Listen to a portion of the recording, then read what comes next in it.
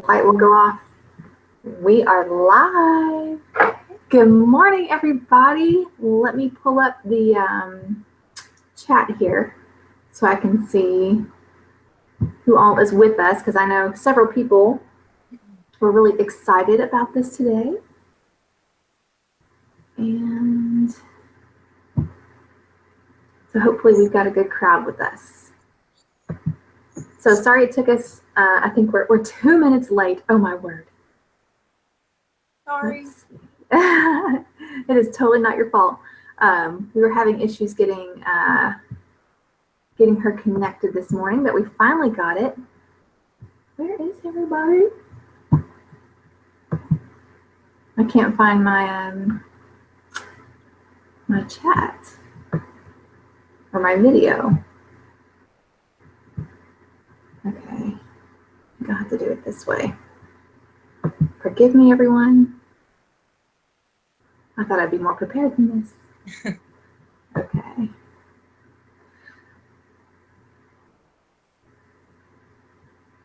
So live streaming.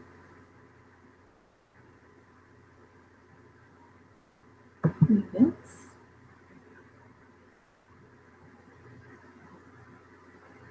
Okay.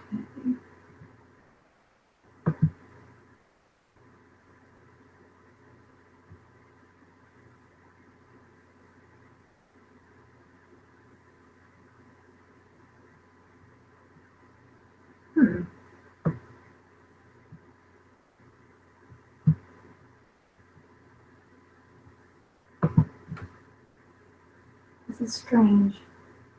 Here we go. Okay, there's everybody. We've got 6 times blessed is here. Let me scroll up. Okay, so good morning, Miss Andy Crafts. The Weekend Homestead is here. That is Mr. Will. And you guys be sure to, at some point, send his channel some love. He is being our moderator for today. His channel is all about homesteading. He also builds and he hunts and he blows things up. He's a great guy, so check it out.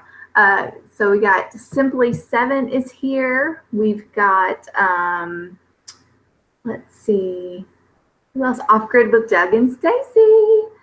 What's up, Homestead Homies? Okay. We've got Hope's Homestead is here. Flying VS Farm. Okay. Jawton, blah, blah, blah, blah. That's a tongue twister. Okay, Tanika Jordan is here with us this morning. Good morning. House of Littles, what's up, girl? Amy McNatt, Bonterre. Okay, I know that is French, and I am totally southerfying that word. Hillbilly Homestead is here. Hey, Paula. Let's see. I think that's everybody. Shandy Glam's Home Economics is here. My goodness. So glad that you guys could join us early this morning. Okay, Viviana, how are you? Glad you're here. Okay, so we are going to go ahead and get started. First, I want to say thank you all so much for being here. Brianne and I are very, very excited about this collaboration. So just to tell you a little bit about how this all came about, I posted that I was going to be working on keeping up every single penny that I was going to be spending on my garden. And then I was going to turn around and show you guys how much food comes in, and then show you penny for pound how much money that we save by growing our own food. And then Brianne, who I had been following on Instagram for a little while, I'm not exactly sure how long. Do you know, Brianne? I'm not sure. I have no idea. Okay, yeah, but anyway, she sent me a message on Instagram and said, hey, I'm planning on doing something very similar. How do you feel about collaborating? So I'm like, that would be a fantastic idea. So yesterday when Brianne and I were talking about what we were going to talk about this morning, she said that she thought it would be a good idea to talk about the benefits of growing your own food. And so Brianne, do you want to share some of your thoughts on that? Yeah. first of all, the main benefit that I think is that you know where your food is coming from. It's not, I mean, you can grow organically. It's not sprayed with harmful chemicals. Um, the nutrition in homegrown it's not even comparable to store-bought, you know. So that for me is a couple of the big ones, let alone fresh. There's nothing like going out to the garden and picking supper. You know, whenever you buy from the store, those fruits and vegetables have been on trucks for days and sometimes come overseas. So, um, and the flavor, you know, you just can't beat homegrown tomatoes. So, those are just a few of my favorite things or the benefits to growing your own food. So, I totally agree. And when she said, you know, it really is all about nutrition. A lot of us think about when we eat, it's just about filling our bellies. It's about not having an empty stomach. But there's a purpose in what we eat. It is to fuel our bodies. And if we put the wrong things in it, then we can get sick. If we're not getting enough nutrition, then we're going to not have the energy and all of that stuff. So just the idea or the fact that we can control, we know it's in the soil, and nothing is better than, like you said, just going out, picking it yourself, and bringing it into the house and giving it to your family. So before we go too much farther, I want to introduce Brianne and get you guys to know her a little bit better and what she does on her channel. So I've got some questions. Miss Brianne, if you're ready. I am ready. Okay, so first just tell us a little bit about yourself and your family. So I'm 27 years old, married to my husband. I mean, obviously he's my husband, but we've been together for 10 years now. We've got a little boy, and it's just the three of us out here. So we moved into a little, you know, our house is 100 years old, and this is what we call home. You know, I've got a twin sister. We couldn't be more different, just totally different, but she really enjoys what I do. She just, you know, she just doesn't really understand it, which is fine, you know, but basically my family in a nutshell. So. That's awesome. Okay, and now and for the record, what hardiness zone are you in? I'm in zone 6. So you're in the same zone I am. Yes. So that's cool. Okay. Okay, so what is your motivation behind homesteading, and when did you get started? My motivation is farm fresh for my family. We moved out here. We moved out here in 2014, and the first year we were here, we didn't do anything but clean up the property. The man that had been here before was older and had just let the property go, and there was just a lot of cleanup. So we didn't start like homesteading until 2015. And my brother-in-law had bought 2 cows, and that wasn't even, I mean, they weren't ours, but they were here. And so that was the first livestock on our farm. And that's all we had until last year. Last year is whenever we got our chickens and we got our 2 pigs. So, I mean, we've always had a garden, but usually by July it was filled with weeds and we would mow it down. So last year was the first year that I discovered the Back to Eden garden, and is really whenever I fell in love with gardening. And now I just want to grow everything. So I guess this would be our second, maybe third year really homesteading. We're still learning what we are trying to figure out, what all we want to do and where we want to go. And, you know, we're still figuring it out. So, yeah. So how long did you grow up gardening, or did you grow up having chickens, or was this something that you discovered as you got older? My mom, I was adopted by my grandma. So, you know, she grew up gardening and she instilled that in us whenever we were young. I kind of hated the garden growing up. I'm not going to lie.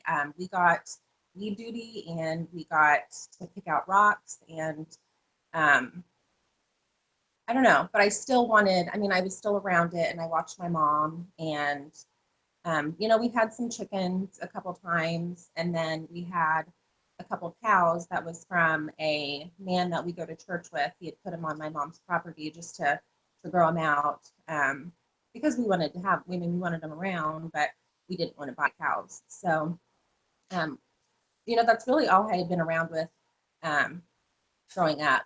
And then in high school and then even my young adult life, I had no interest in living this kind of lifestyle. And it wasn't until we moved out here on our farm and started clearing it up and we got the cows. And then I found, just stumbled across some YouTube channels and I'm like, I want to do this. And now I'm like, we're like all in, we want to raise all our food and it's really exciting stuff.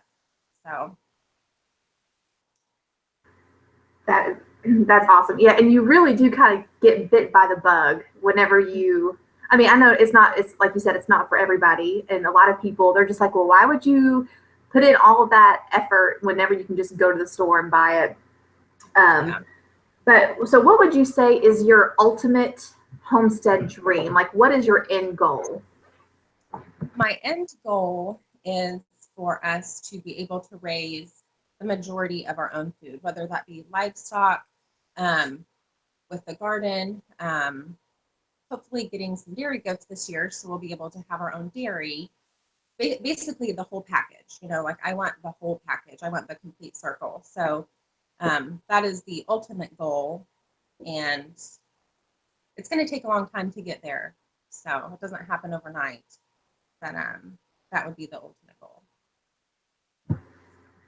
Yeah, that's very similar to my goal too, just to be able to I have this dream of just going outside and there just being edible things everywhere, whether it's on hoof or or whether it's like just growing.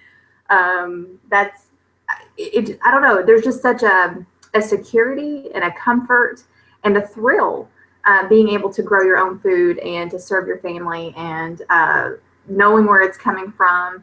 It's a really awesome and rewarding thing. So for this year, what is your goal for your garden or to get out of your garden for this year? I want to have a year's worth supply of certain things. So green beans and carrots, tomatoes, certain things that can be canned. I want to have a year's supply.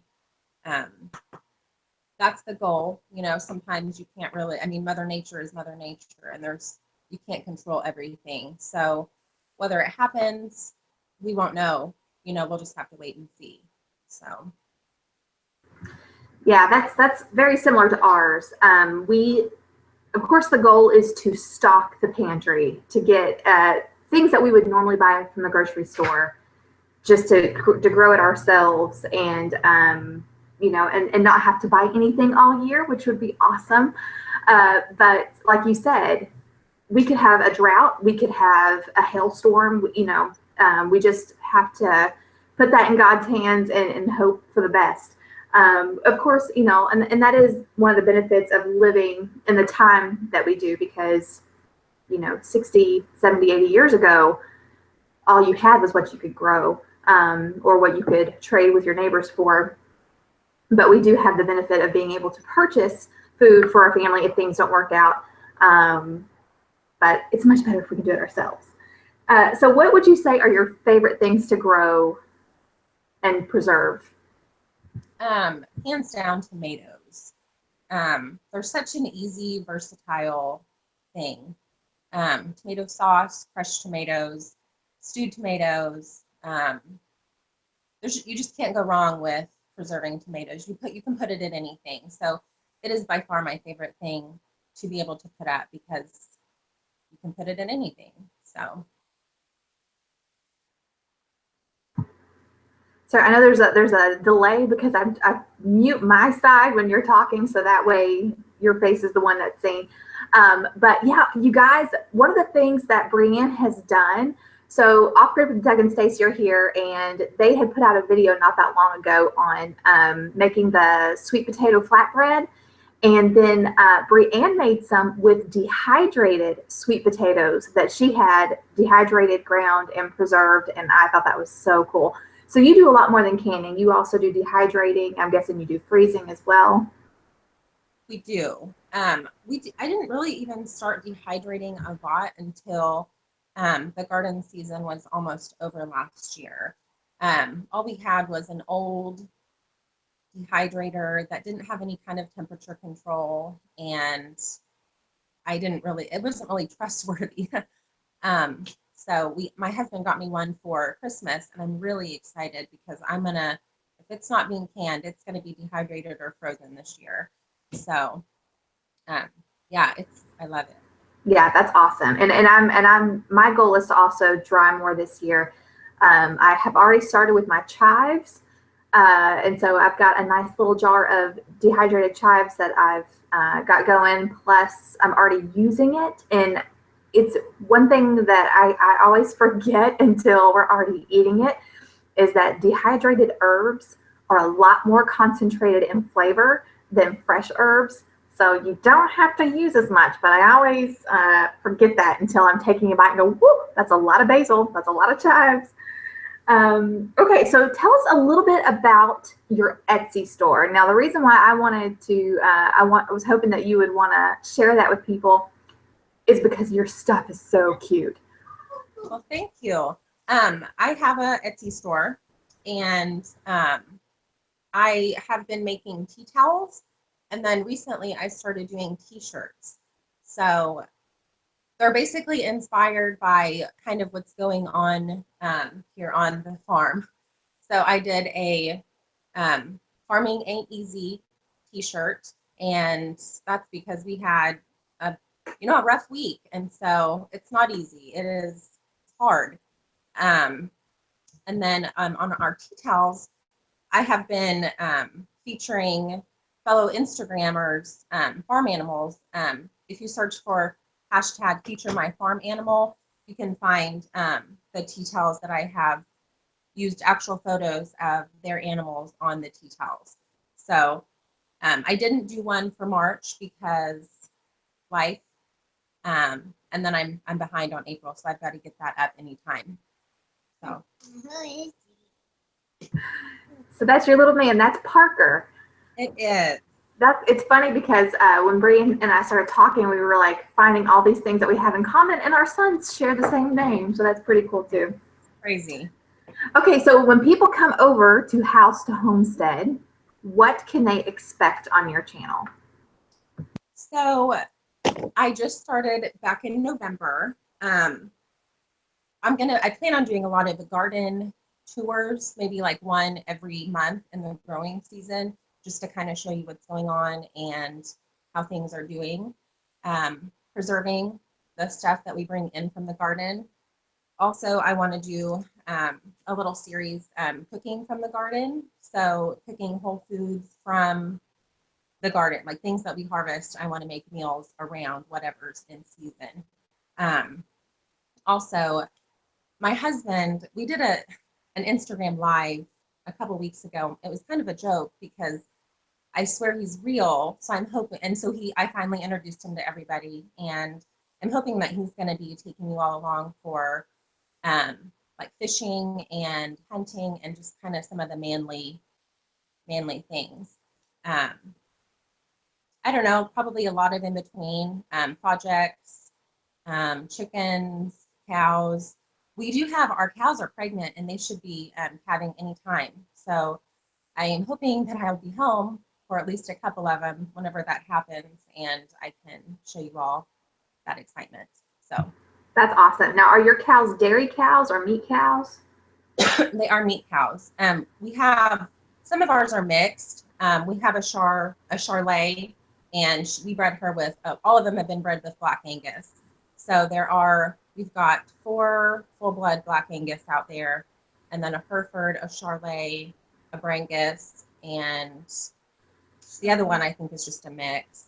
but they've all been bred to Black Angus. So no dairy cows. I don't really know what to do with dairy cows. So yeah, I don't blame you. That's I would eventually, like in my ultimate homestead dream is to have dairy goats, just because I know I can handle a goat a lot easier than I can handle a cow. Okay, so all right, so I hope that answers any questions for those of you who are not familiar with Brianne's YouTube channel. But I will say, now you got started really on Instagram, right? I'm sorry, what did you say?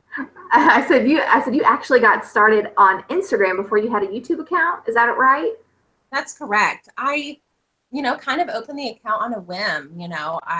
I felt like I was really misunderstood in my friends and family. They didn't really know what I was doing, and I felt kind of crazy because no one around here, wanted to live that kind of lifestyle. So I started the account to connect with other like-minded people, and I'm really kind of blown away at how many people there are out there that do want to live this kind of lifestyle. So I've met some really cool people, really good friends.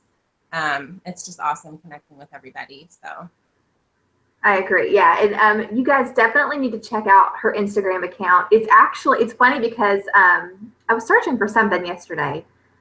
I just typed in House to Homestead Instagram so I could get her account link for our moderator.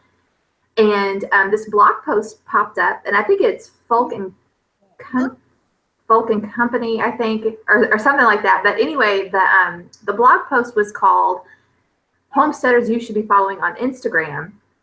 And so I'm like, oh, squirrel, so I clicked on it, and Brianne, her account was one of the ones featured on this blog post. And it just, the pictures that the writer shared were some of Brianne's garden, which is just gorgeous. So you definitely want to follow Brianne on Instagram. Her account is like, seriously, when you posted, or I was like creeping your Instagram account, and I was like looking at some of your stuff. And there's one where you made a garden to table sign for your dining room or your pantry. And I was like, I have to make one of those now. That's just awesome. So you definitely want to check that out. Okay, so now let's get into the nitty gritty. And guys, when we get done talking a little bit about the details of of what our project is, then we are going to answer any questions that you guys might have for us. So if you have any questions, we're going to go ahead and throw those in the chat, and make sure that they're all in all caps. So I know you're talking to us and not each other. Okay, so you want to take the what it costs to get started in gardening. So seeds, obviously, they are the cheaper way to go. You can get live plants if that's what you want to do. If you don't have, if you've never started seeds, you can do plants. Seed cell packs, if you are, or little cups. You don't even have to have the seed cell packs. You can get little plastic cups and poke holes in the bottom, and use that. Obviously, a seed starting mix. And then, if you want to use like a fertilizer, like trifecta, then you can use that. Basically, those are like the basics that you really need to get started. So. Exactly. And that was one of the things that Brianne and I talked about yesterday, was really gardening can be as frugal as you need it to be, or it can be as expensive as you want it to be. And one of the things that she and I were kind of comparing is my grow setup and her grow setup. So I have a greenhouse, a little shelf greenhouse, and I also have grow lights. And both of those are a lot more pricier. Of course, they were gifted to me, so they didn't cost me anything. But if I had to go out and purchase what my setup that I have, we're looking at close to $300. But Brianne, I think you said yours was around $50, $60 between your lights and your shelf. Right. The light, like one grow light with 2 light bulbs, and the fixture is like it's like $20 some. So it's not expensive at all. And I've had really, really good results so far. And I'm not complaining. It's working really well. So. Right. And I think I also noticed that you have like a, it looks like one of the reflectors that you put in your windshield. You kind of have that like backing your shelf. It's foil. It's foil. Okay. Okay. Yeah. And I really need to do that. Actually, I was like, that's brilliant. I need to do that. Well, I watched a video from a guy, a girl in a camper van, and they had done a video on their grow setup and had used the, I think they're the emergency blankets that are the, that look like the crinkly, you know what I'm talking about? Mm-hmm. Like the emergency blankets. Yeah. Use those instead. Well, I had foil on hand, and so that's what I used. So. That's smart. Yeah. Because mine doesn't cover the whole shelf. And so the ones that are pushed a little bit toward the back, start to lean in. So I have to rotate them. But I bet if I had something shiny behind it, I wouldn't have to do that. So that's actually really smart. Right. Just like she said, depending on how much money you're willing to invest, one of the things that I plan, or one of the things that I am doing is that if you go to my blog, up at the top where it says Wheatshire Garden and you click on the down arrow, it says 2017 garden expenses. And I'm showing you every time I purchase something from the garden, how much it costs and where I got it. But a couple of things that you will note are that we are going to be investing in things that are like a one-time investment. So like Brianne was talking about how she's going to be investing in cattle panels. That's not something that you have to buy, and it's not something that you have to buy every year. Ours, we are actually getting ready to put a fence around our garden because our little dog loves to dig. And so we're going to have some leftover fence. Actually, most of it we got for free. My husband just had to go pull it up. It's a chain link fence. And whenever we purchase the rest of it, we should have about 20 feet left over if our measurements are correct. And I'm going to use that to trellis. So yes, it can get expensive if you want it to be, or it can be as cheap as you want it to be. Okay, so another thing that we talked about we were going to do, that she and I both were going to do, is that as our produce starts coming in, we are going to go to our local farmers markets and our local grocery stores, and we are going to compare the price of if we had to buy it at farmers market, which would be I think that would be a more true comparison because it's locally grown, most likely organic, and so compare it to how much it would cost if we had to buy it as opposed to how much we have invested in growing it ourselves. So we're going to have a lot of dollar comparisons. And, and I was going to ask you, Brianne, do you have a budget? Do you and your husband have a budget that you set aside for your homestead and your garden? I do have a budget. I'm having a hard time hearing you, though. Oh. I don't know if it's just me. So can y'all hear me? There's usually a delay. So it'll take a second for them to say yay or nay. I can barely hear you. Okay. Maybe I'm not talking loud enough.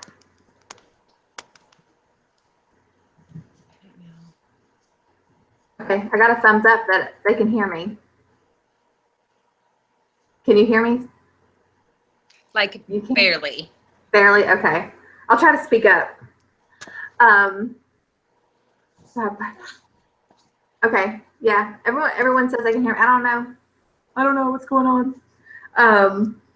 Okay. So I asked if you have a budget.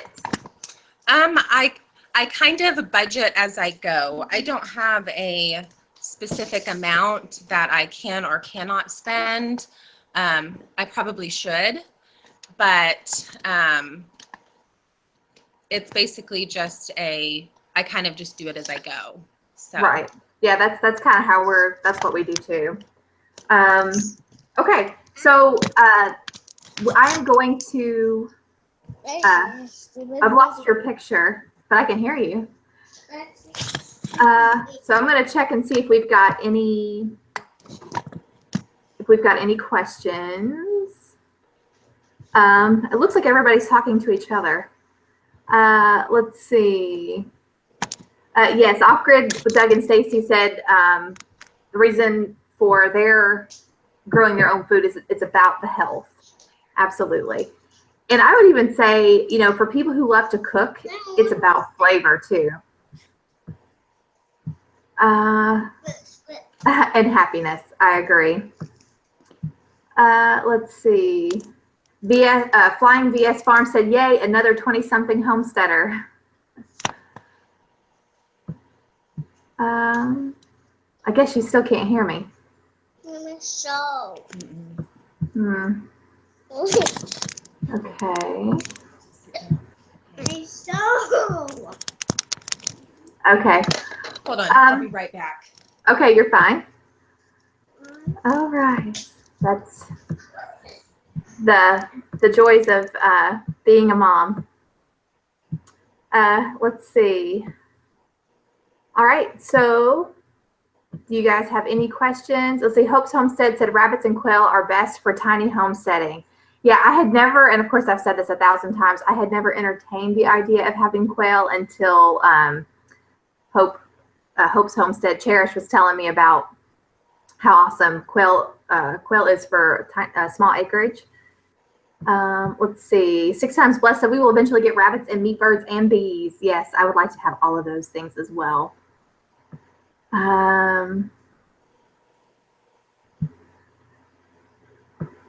Cherish wants a mini dairy cow to breed and raise dairy goats, chickens, pigs, and the quail. That is awesome.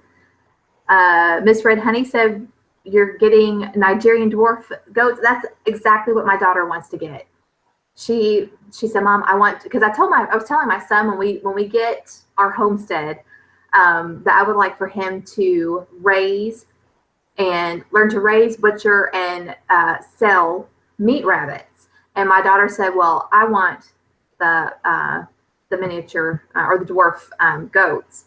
And I said, well, as long as you find one that produces milk, you're in good shape. Let's see. Let's see. Hello, Bee Tree.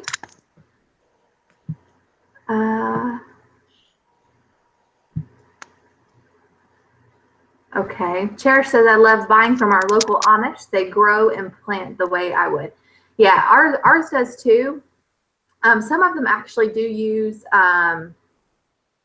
herbicides and pesticides, but you know, that's the beauty of buying from someone local who raised it, is you can ask them what they use on their stuff. Okay, I'm coming to the end of this now. Can you hear me now, Brianne? Good. I don't know what I did. Oh, that's fine. Okay. Let's see. So 6 Times Blessed said, what is the point with quail? Well, my understanding, and I'm just regurgitating what I've been told by Cherish, is that quail, you know, they produce eggs, but they are very small. They don't eat as much. They don't take up as much room. And they're meat birds as well. So for tiny acreage or small acreage, they're just an overall good option if maybe you're, well, I mean, you can have quail and chickens, but, you know, if you're living on just like 1/4 of an acre or 1/8 of an acre, it's definitely something to consider. Oh, and House of Littles answer that too. Let's see. Okay, so Broncos and Tulips Homesteading said, what are some of the things that you do not like to grow? That's a good question. Me? Yeah, you can answer it, and then I'll answer it too. That's kind of a hard one. I really like to grow most things. You know, we're trying a lot of new varieties this year of a lot of different things. So maybe I'll be better answering that question later on, because I mean, I haven't tried them before, so I may love them and I may hate them. So. Right. Yeah, my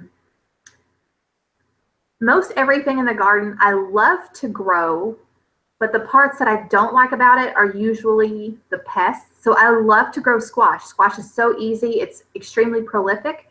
But we get squash borers, squash bugs every single year.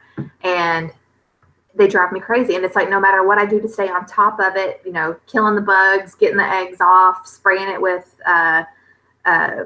you know, soapy water and with vegetable oil or whatever, nothing keeps them away. And we've done companion planting. So just having to deal with the pests that come with the vegetables is a pain. Let's see. 6 times blessed said it would take a dozen quail to feed her family. She says, well, she's called 6 times blessed because she has 6 children. So she's got a large family. Okay, so Amy asks, how do you track how much your family eats so you know how and what to grow? I'm bad. I don't really keep track. I know, like when I can in pint jars, because I know 1 pint will feed 1 pint of green beans is 1 dinner. So I'm better at tracking the canned once I've preserved it instead of eating fresh. I don't necessarily really keep track of it, or I haven't in the past been keeping track of how much we eat fresh, because whenever it's been preserved, it's already measured. So I kind of keep track that way. So. Yeah, and the exact same thing for me. I try to have, my goal is to have enough to have it a couple of times a week. Because usually green beans is a staple around here. I mean, you know, it's like, well, what can I throw with this Alfredo chicken? Well, canned green beans. So yeah, I kind of do the same thing. Is I know how much my family eats in 1 meal, and then I just look at that, and then I multiply it times, you know, 52 weeks in a year, and you know, and then how many times would I serve that in a week, and then just kind of do the math from there. But I think really, I mean, there are calculators. I'm trying to remember a website off the top of my head. I can't think of one, but you can Google search calculators to know like how many tomato plants do you need for this many family members.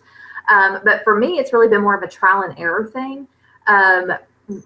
About 40 tomato plants for my family of 4, and then having enough to eat fresh and having enough to share is about perfect. So I have almost, let's see, I think I've got 35 Roma tomato plants that I've started. And then I've got some cherry tomato plants, and I've got a red brandywine tomato plant for fresh eating. So, you know, for me, it's mostly been about experience, knowing how to calculate that kind of stuff. Let's see some of the other questions.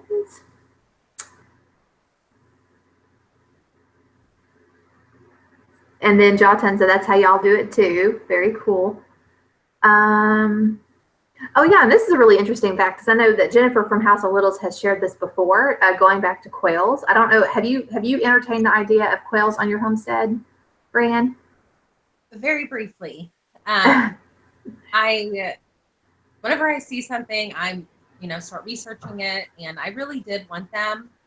I watched a video from Patera at Appalachia's Homestead, and she did a video on kind of the disadvantages of quail. And from what I understood, she said for her it was more of a hobby versus a money saving thing. You know what I mean? Mm-hmm. So I kind of stepped back and was like, well, we've got chickens. I want to incubate next year.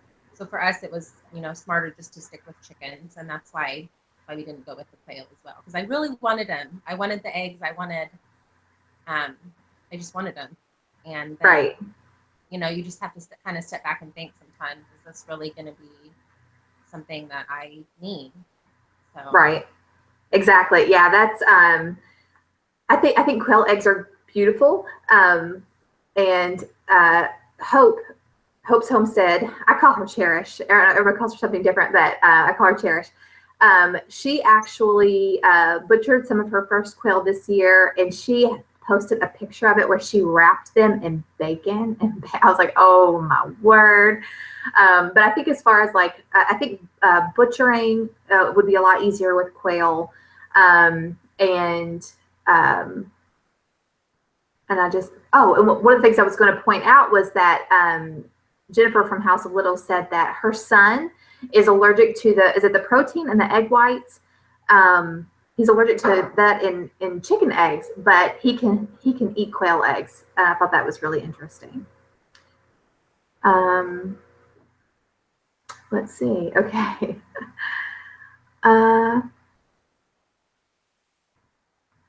Let's see.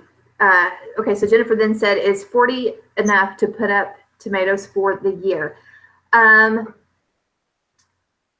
Yes, and that is if I'm able to can everything that I pick and I don't let any ruin. There have been times when I get so backed up, and of course you can always put your tomatoes in the freezer if you're not going to be able to get them right away. But there are some days that I'm totally in denial. I'm like, I've got plenty of time to get to that 5-gallon bucket of tomatoes. And then the next thing I know, I'm tossing the whole thing out because I didn't get to it fast enough. But yeah, we actually are using our very last jar of salsa right now. And we've got like, I think enough left for one more serving. But, you know, I cook with it. And yeah, I think it should be enough. It should be enough. It has been enough in the past. Of course, I think we ate a lot more this year than we have before. So that might be something to consider. My son is 11 and he's getting to where he eats everything. Okay, so flying vs. farm. I do that every time. Is your goal to be 100% self-serving in terms of growing what you eat, or do you buy commodity foods? For example, flour, sugar, etc. So you can answer that one first, Brianne. I mean, that would be amazing if we could do that. Probably I will, I'll probably still buy flour. We don't have the kind of land that it would take to grow grains to make our own flour. Sugar, we had planned on getting beehives this year, or a beehive, and use the honey as our sugar source, but it's looking like that may not happen. So, I mean, we're going to have to buy sugar, at least for this year. And then I really wanted to do our own maple syrup this year. And I think I had waited too long to have maple syrup as another source of a sweetener. And the sap didn't flow. So I'm going to have to wait until winter next year, or in January, I guess, of 2018 to hopefully be able to do that. So. Yeah, and I feel the same way. I don't think that I would ever be 100% self-reliant.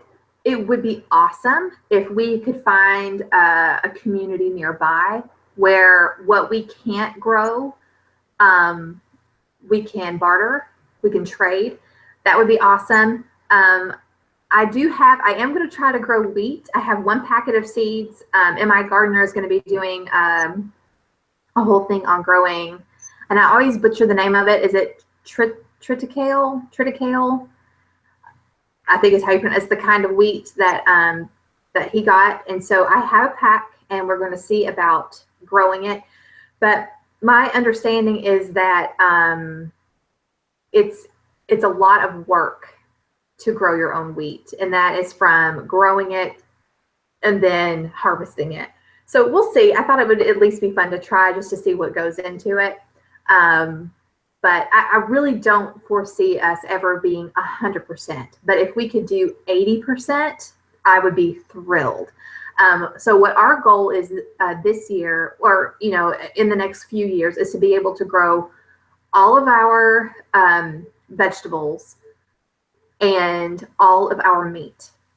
So whether it's hunting, or if we find a homestead and we're able to grow our food on hoof, then that would be great. And if we could also supply our own dairy. But things like commodity items, the flour and the sugar and things like that, I foresee us having to buy. And I'm okay with that. Let's see. All right. Yes, and the Weekend Homestead you were talking about maple syrup, he actually had a video on tapping trees and boiling it down. He's got a lot of maple trees up there in the north where he is. Let's see. Oh, wow. Tanika said she has successfully started 72 tomato plants. That is awesome. And Jatan is, am I saying it right? Jatan? Thank you for coming by.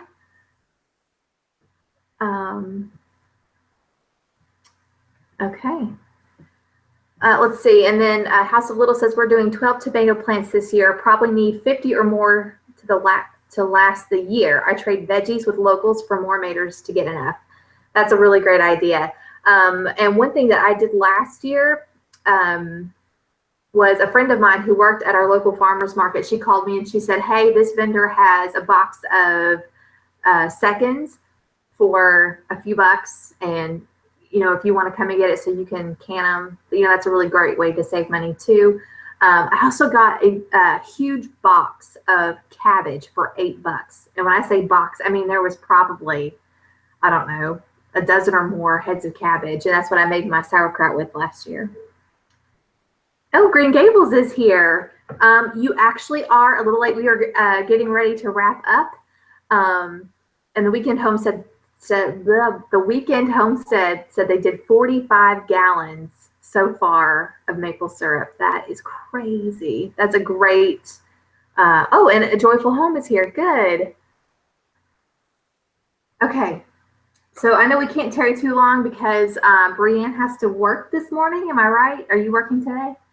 I'm off today. Oh, you're off today. Okay, great. Well, good. I'm glad that we picked a good day for you, because I thought about that last night. I was like, man, we're going to have to be sure that we don't tarry too long so that way you can get to work on time. Okay, so do you have, what projects do you have coming up in the very near future for your homestead? Mainly, I mean, a big part is we'll be planting this garden. That's going to be a huge project for us. And then we have our pigs that are going to freezer camp. And so that area is going to be our Three Sisters garden. So that is another project that's coming up. I've got eggs in the incubator that'll be hatching next weekend. So that's coming in the real near future. Those are kind of the, things that'll be coming in no time. So I'm sure we'll add on about 50 more projects before this year's over. But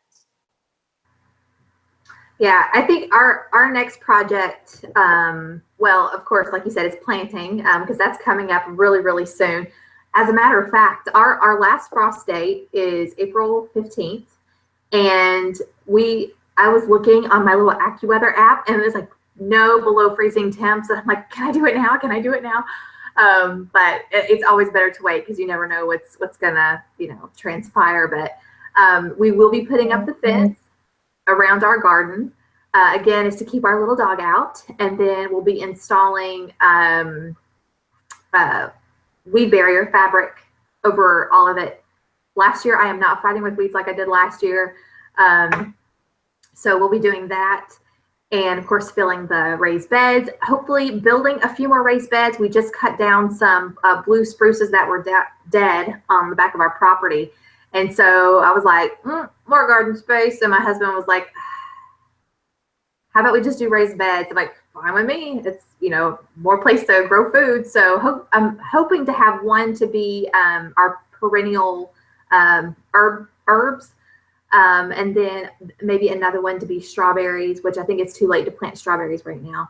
I think, don't you have to do it when it's cold, like in February? Does that sound right?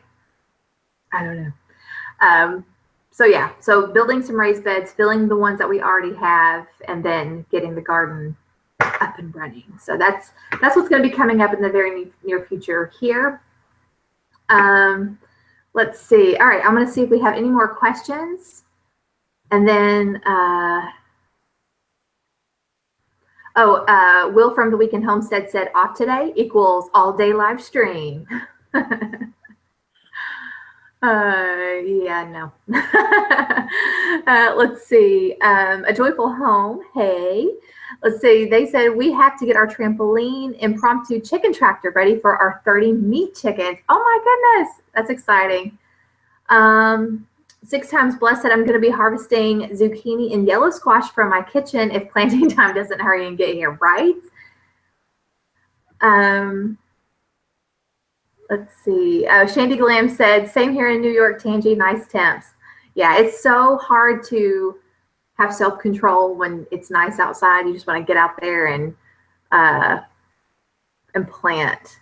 Tanika said, I was thinking the same thing. It doesn't appear to be any more 32-degree nights, but I don't trust the weather people anymore, right? True, true. Oh, 6 times plus said she's going through and subbing to all the channels. See, that's one of the cool things about this is all the networking. It's awesome.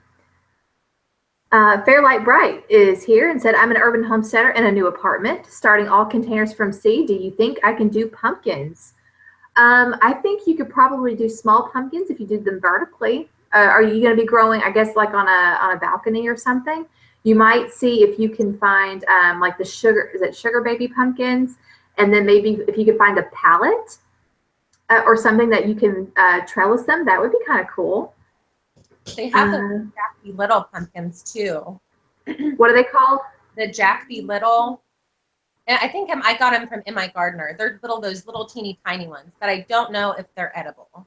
Oh, so they might just be for decorative purposes. Decorative purposes, yeah. Okay. All right. Mommy. All right. Well, I think that's it. Unless anybody has any final questions or thoughts, Brianne, is there anything that you want to throw in before we sign off?